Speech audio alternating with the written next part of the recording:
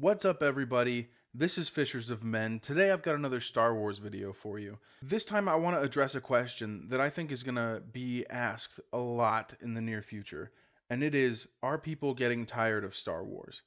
Now we're just about a week away from the release of Solo, a Star Wars story, this weird film that nobody really wanted or asked for. No one was sitting around wondering how Han Solo got his start, and if they were, they read the EU already, or Legends. Anyway, we're getting what we're getting, but I have a prediction to make right here, right now. Solo will not make as much money as The Last Jedi, The Force Awakens, or even Rogue One.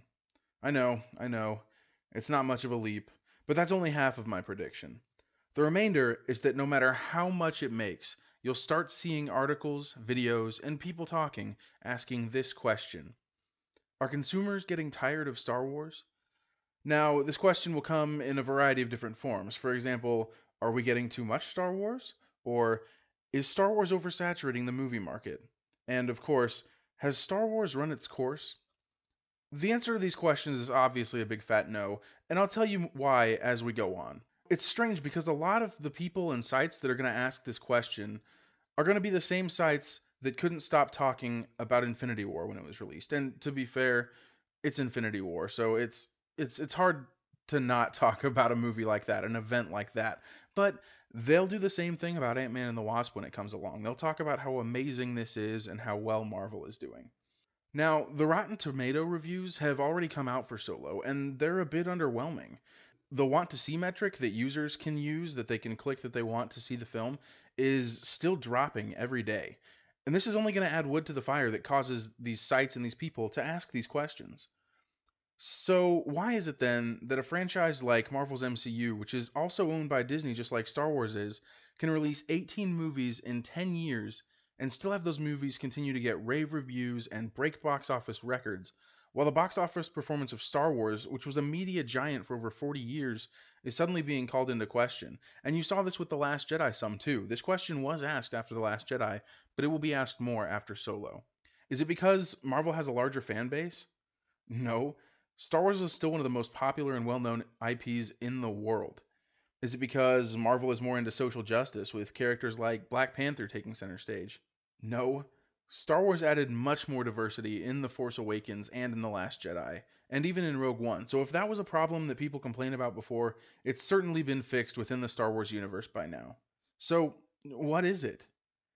I think the answer is so simple. It comes down to one thing. Story. All Star Wars fans really want are decent stories. They want good character development, compelling plot points, and satisfying arcs. That's it. Let's compare Marvel, not only because Disney owns both, but because they're two of the biggest, most successful cinematic franchises to date. Obviously, neither is perfect, and this can't be an exact one-to-one comparison, but it's hard to deny the success of both the MCU and Star Wars over time, which allows at least for some comparison.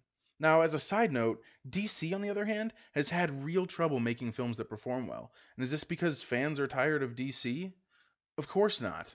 It's because the stories haven't been good.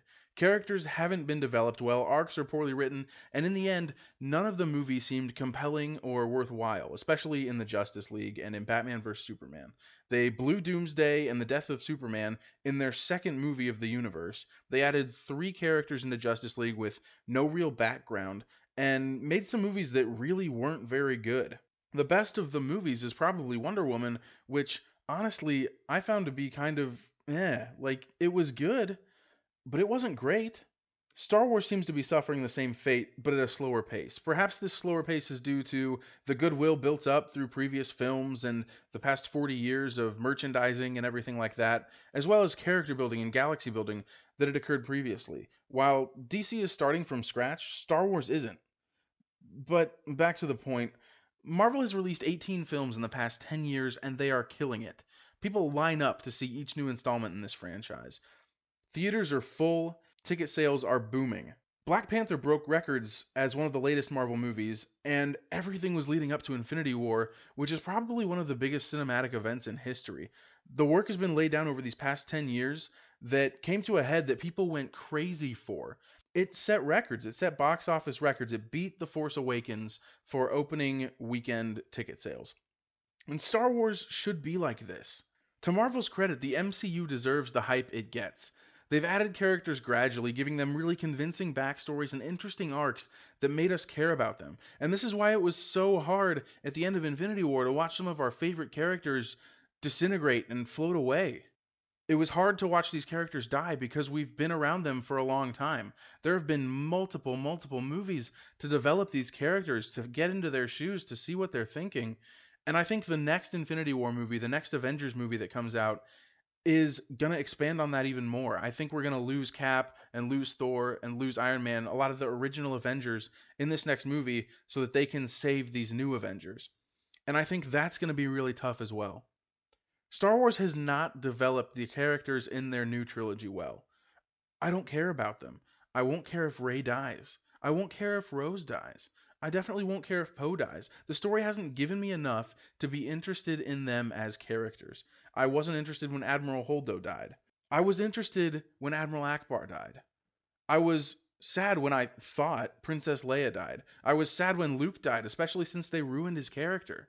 The two that I do care about in the new trilogy are Finn and Ben Solo. These are the only characters that have actually had interesting, compelling arcs that have shown them grow as people into either better heroes or villains.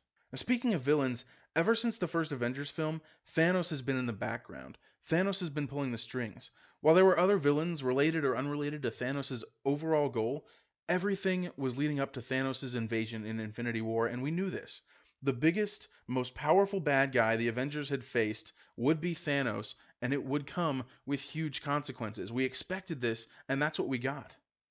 In the sequel Star Wars trilogy, however, the big bad was Snoke.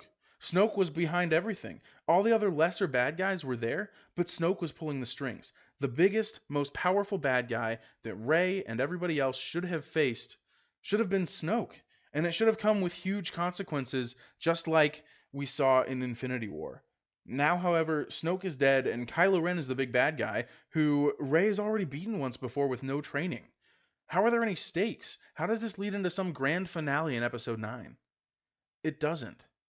Now, while heroes and villains and their development are obviously a huge part of the story, the plot as a whole has to work. It has to be good, and more importantly, it has to fit with the rest of the overall story. Marvel has had its share of not great films. The first two Thor movies were not good. Cap 1 was not that good. The Incredible Hulk was bad. One bad movie doesn't ruin an entire series so long as everything flows. Thor 1 and 2 might not have been great, but they introduced us to the Tesseract and the Ether. Cap 1 got us a larger look at the Tesseract and gave us a story behind one of Marvel's most iconic superheroes. Everything still flows well. There isn't a bunch of retconning, characters don't drastically change without reason, everything fits like pieces of a puzzle leading to Infinity War, which then used those pieces to create something amazing. And Star Wars has done a pretty good job of this as well, until The Last Jedi.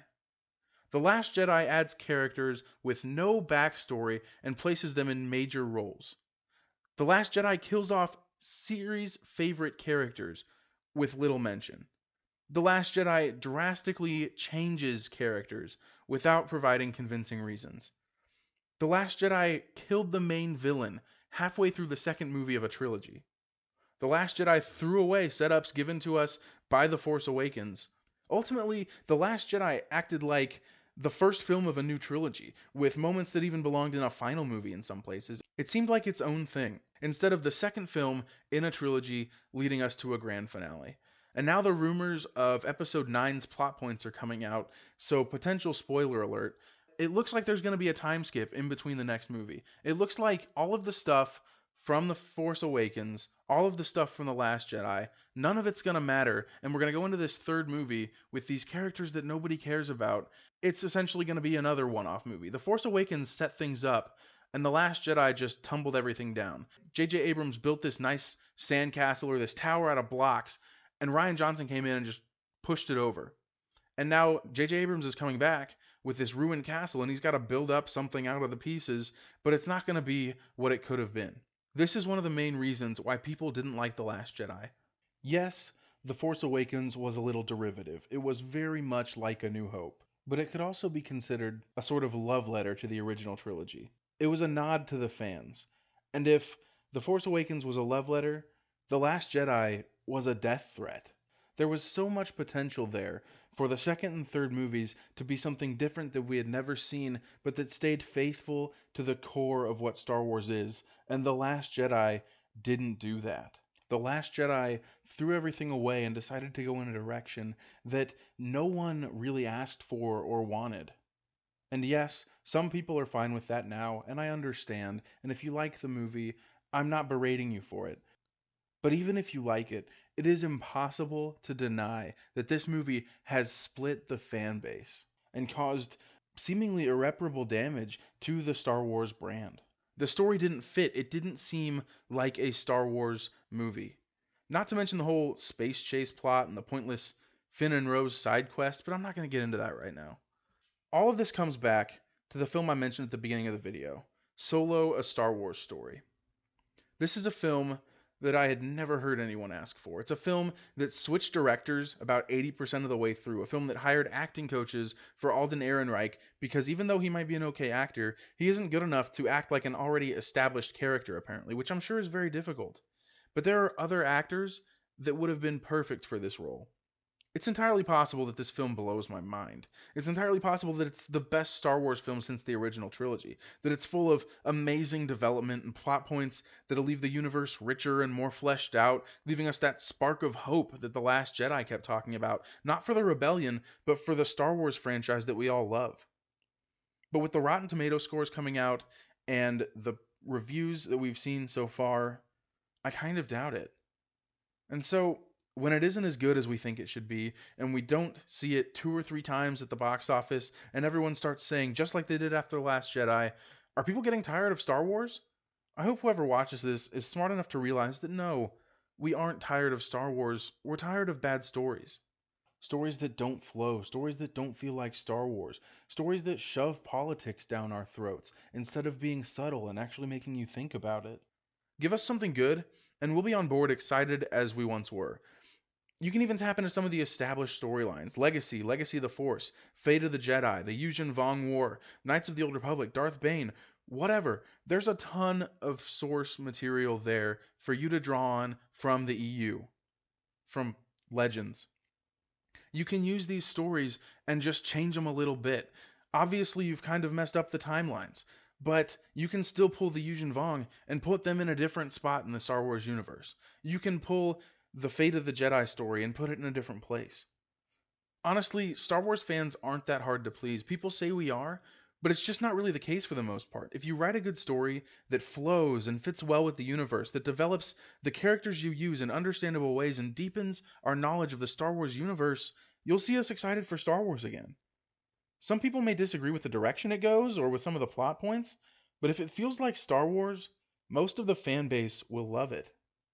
But if Disney decides to keep giving us crap that nobody wants or asked for, they're going to end up watching us become more and more dissatisfied with the franchise that we grew up with and loved. But give us something interesting and something to be excited for, and we'll be there buying tickets, filling the seats, and loving every second of it.